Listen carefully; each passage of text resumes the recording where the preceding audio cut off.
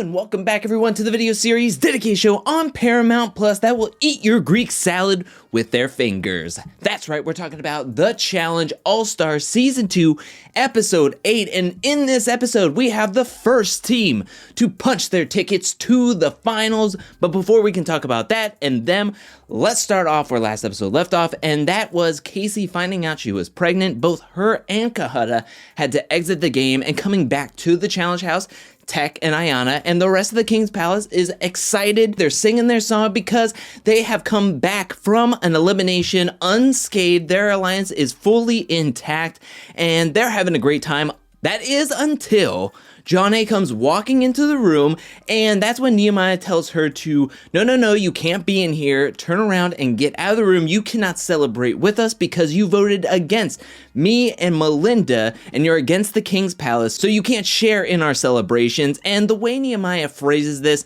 it comes off in a jokingly tone, but he was definitely serious about Jodi having to leave the room. And Jodi shoots the double bird as she's leaving the room, but takes this information to Janelle and Brad, where Janelle is shocked that she heard that Nehemiah told Jodi to get out of the room.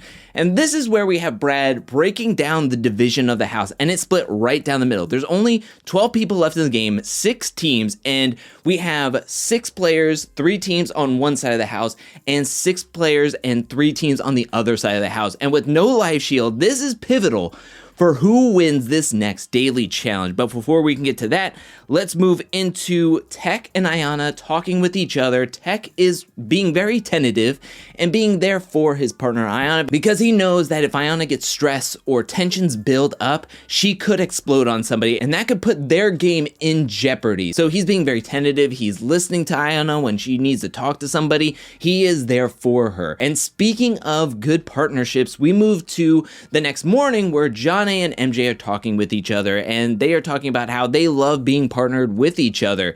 MJ loves Jodi because she is very physical and she is a great political player in this game. And Jodi loves being with MJ because he's the most supportive partner she has had in a challenge season. And also I think that there is some romantic chemistry there because I did hear the rumor that MJ and Jodi had a bit of a fling on this challenge season. We haven't seen any video footage of that, but I'm getting that from how close that they are in the game. I mean, they've been close throughout this whole season, so it's something to keep your eye on, and it's something that I've been picking up on, but they like being partnered up with each other. And Jodi even says that she feels like there's times where in past seasons she would want to take a shot at, say, Jodi because she is the strongest player left in the game. However, she feels she's comfortable with seeing Jodi in the finals because she knows that she can beat Jodi, which are fighting words. I love the confidence, and I'm like sitting there going like, yes, Jodi, that's exactly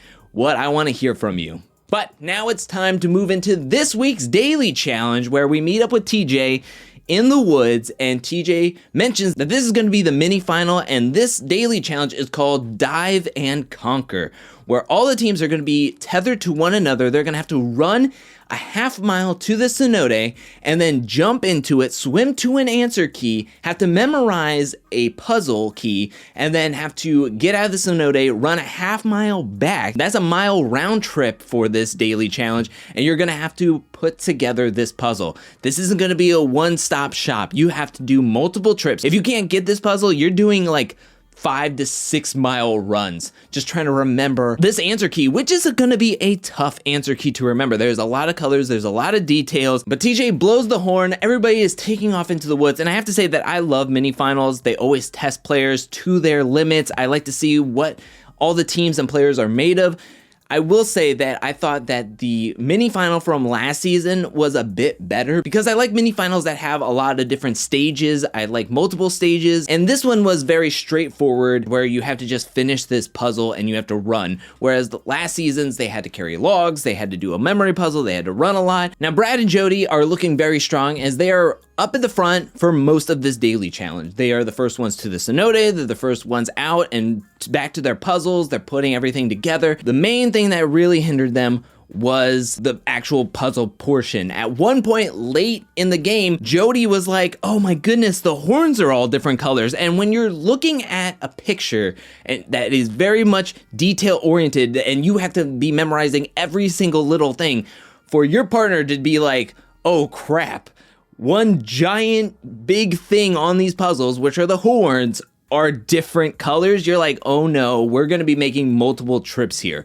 But Brad kept calm. I thought he was actually really mature and just trying to be supportive. He didn't yell. The team that had a real struggle was Jasmine and Laterian. Now, they were in the back the whole time. They get to the cenote. Jasmine kind of hesitates and freezes a little bit, but she does find the courage to jump into the cenote for the first time. They're not communicating when they get to the puzzle.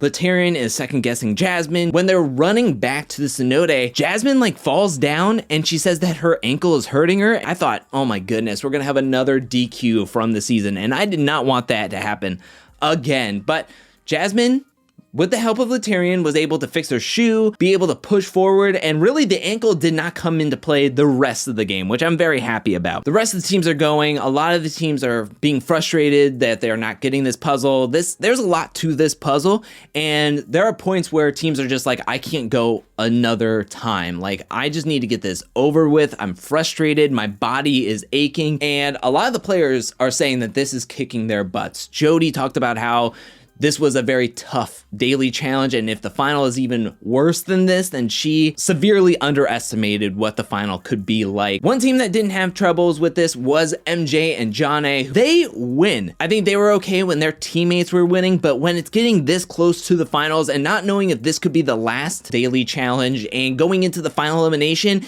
that this could be it. That if you win, you could be punching your ticket to the final. So Jodi and MJ win. Darrell and Janelle are slightly behind them. At one point, Darrell was getting frustrated with Janelle because she was looking over at Jodi and MJ's puzzle when they were doing it, and Darrell was like, you don't even know if they're right or not. And I understand where Darrell is coming from, but I felt like he was getting a little bit too frustrated, and I think he's feeling the pressure as well. Then third place was Nehemiah and Melinda. Fourth is Brad and Jodi, where Jodi just lets out tears of joy. Fifth place was Tech and Ayana, meaning Laterian and Jasmine are last, meaning they are going to go directly into the elimination this episode. Now, coming back to the challenge house, MJ is feeling good, where Jasmine is feeling bad. She already has to deal with being upset with herself about how she performed in the daily challenge. But now that she has a partner, she is frustrated that she let Laterian down, and she doesn't want to jeopardize Laterian game as well as her own game. Moving to the nominations, John A is talking to MJ about what if this is the last elimination? What if we could put in the strongest threats into this elimination despite alliance lines? Jodi and Brad are really, really tough.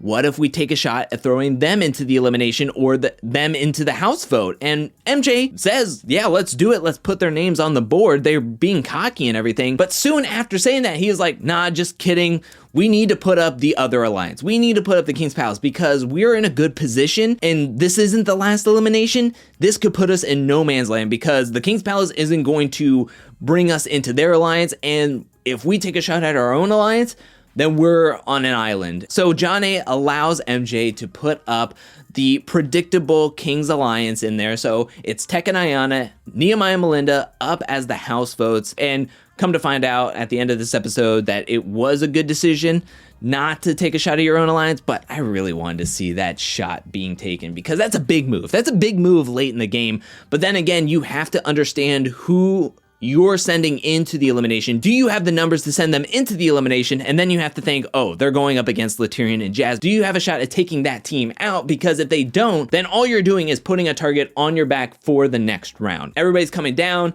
They're looking at the board. Nobody's surprised, especially Jasmine, who is like doing her makeup. I almost think that the production team was like, we need you to go down there. We need a shot of you just looking at the board and making a statement. Fine, I'll go do it. And so by the time she sat down, she was like, oh, cool.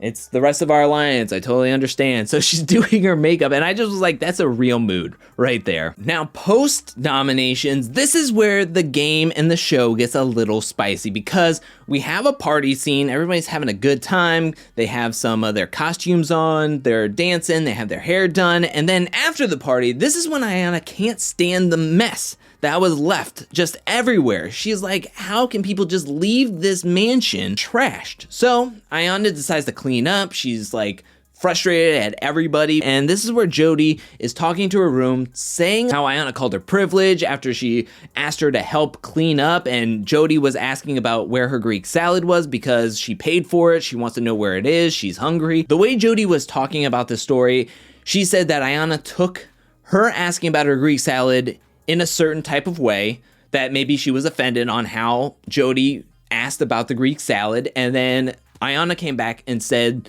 do you want to help me clean? Or do you want to live in your privilege or something to that effect? And Jodi was really put off by that. And it sounds like this isn't the first time that Ayanna has talked about privilege and have called other people out on not doing maybe dishes or cleaning up after themselves. And she is frustrated with players, and the players are frustrated with Ayanna, especially Jasmine, who is like, this is it. This is the straw that broke the camel's back. She goes down there. She hears Ayanna while cleaning up talk about privilege again, and Jasmine is calling out Ayanna, and Jasmine is kind of blowing up at Ayanna, and Ayanna is just not going to do it. She's like, I'm not going to take the bait. I'm not going to talk to her if she's going to be yelling at me. So nothing gets resolved here, but there are frustrations, there are tensions, and Tech is the most frustrated because he's like, this is the game. We're up for nominations the night before. Everybody has to vote, and there's a target being put on our backs because of a Greek salad. How dumb is that? Now we move on to the house vote, where Melinda kicks things off saying that she has a positive energy. She brings a positive vibe to the house, and please don't vote me in because I haven't talked about anybody's privilege or gotten on anybody because they haven't washed dishes or anything like that. So don't vote for me.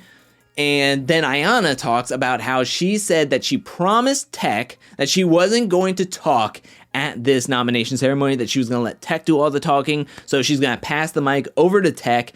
And that's pretty much it. I wonder if there was more cut out, because it was weird that Ayanna was like, I'm going to let Tech do all the talking. And then Tech does no talking. So that was just weird in my opinion. I think there was a lot cut out because they wanted to jump right over to Jodi, who talked about how she's not voting personally. She's going to vote with how her alliance and what the best strategy is for her game. And so when it comes down to it, she votes for Melinda and Nehemiah. Everybody else votes for Nehemiah and Melinda except for Brad, who has a deal with Nehemiah that he wouldn't vote against him. So it comes down to 3-1. Nehemiah and Melinda are voted into the elimination this episode, going up against Latyrian and Jasmine. And now, before everybody gets up to leave, this is where Ayanna wants to address Jodi and talk about what happened to Jodi's Greek salad. And I can't do justice on how this was handled or what was said. And so I'm going to be playing some of the clips for you so you get the full feeling of what happened between Ayanna and Jodi and this Greek salad. Jodi, I ate your Greek salad and I knew it was yours. I didn't use a fork. I ate it. It was delicious. I felt rich, I felt special. The way Ayanna talks about taking Jodi's Greek salad and eating it was the most dramatic, and it made me laugh in the moment, but I do hope that Ayanna did pay for Jodi's salad. I get what she was doing and trying to get into her head, but it's pretty disrespectful to take somebody else's food without them knowing or asking. So it was wrong for Ayanna to be taking Jodi's things and salad, and Jodi did not find that funny whatsoever while everybody else was laughing. It was pretty disrespectful, and I do hope that Ayanna paid for the Greek salad afterwards. But with that being said, everybody gets on their gear. They're heading down to the arena to meet up with TJ. TJ calls down Latyrian and Jasmine and Nehemiah and Melinda down to the arena floor to join him for this week's elimination called Like Clockwork. And what's going to happen is that there's going to be one teammate that's going to be in the glass case, and there's going to be 6 different gear combinations down on the floor of this glass case. And what the teammates are going to have to do is they're going to have to yell out these combinations to their teammates, who are going to have to put this together. and then have to make it move. The team that can complete this the quickest will win, stay in the game, and get the final life shield, aka punching their tickets into the finals and being the first and only team at this moment to have punched their tickets into the final. Now, to make things harder, while the teammates are trying to communicate the gears to their teammates on the outside of the case is going to be starting to fill up with sand slowly. So it's going to cover down the bottom, and they're going to have to keep on moving sand and trying to communicate while there's sand on the floor. To me, this is a great elimination. I really enjoyed this one. It's a puzzle. It tests communication with your partner. The edit kind of makes it feel like Jasmine and Laterian are a better combination at the beginning, but quickly they lose out on their communication skills. Laterian is just yelling. He's not listening to Jasmine. He's trying to get her to do this one thing, but Jasmine is trying to tell him, like, that's not going to work. Move on to the next one. Move on to the next one. But Laterian doesn't want to move on to the next one. He wants to try every single gear combination. But on the other hand, Melinda and Nehemiah are able to work together a little bit more smoothly. Melinda has a game like this on her phone, so she's very comfortable in this elimination style, in this puzzle game. And Melinda, once she gets a few of the gears and they kind of work together, this is where she just like, oh, I'm going to start taking over.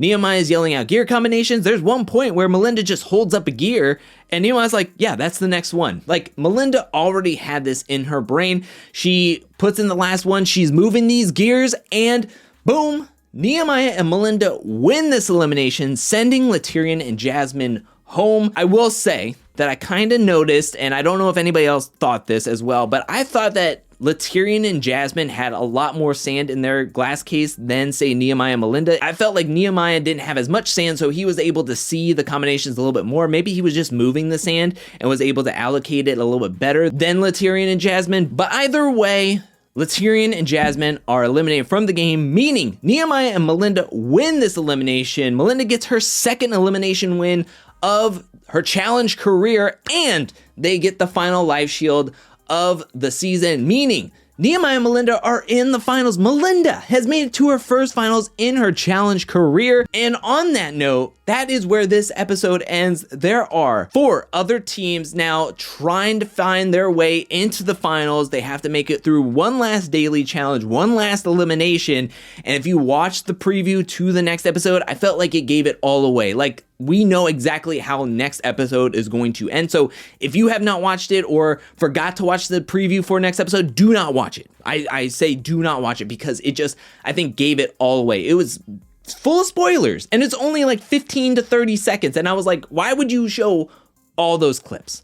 But that is it for this episode. What'd you think about this episode? Let me know that in the comment section below. What'd you think about the mini final daily challenge? What'd you think about the elimination? And what'd you think about John A and MJ winning? And are you sad to see Laterian and Jasmine leave this game so late in the game? And what are your thoughts on Nehemiah and Melinda winning into the finals? Are you excited that they're in the finals? Let me know anything and everything down in the comment section below. Thank you so much for watching. While you're down there, hit that like and subscribe button. I'm back really, really soon with more Challenge All-Stars Season 2, more challenge content, more content in general. But until then, peace.